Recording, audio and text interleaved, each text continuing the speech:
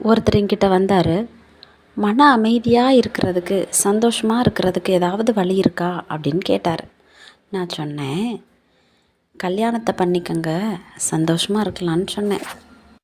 உடனே அவர் சொன்னார், அட போங்கங்க, எனக்கு கல்யாணம் ஆனதுனால தாங்க மன அமைதி இல்லை. கல்யாணம் முடிஞ்சிருச்சு, எல்லாம் ஆயிடுச்சு, ஆனால் ஒரு நிம்மதி இல்லை, அதுக்கு ஏதாவது வழி சொல்லுங்க அப்படின்னு சொன்னார். உடனே நான் என் கையில் இருந்த ஒரு புக்கை தூக்கி அவர் கையில் கொடுத்தேன்.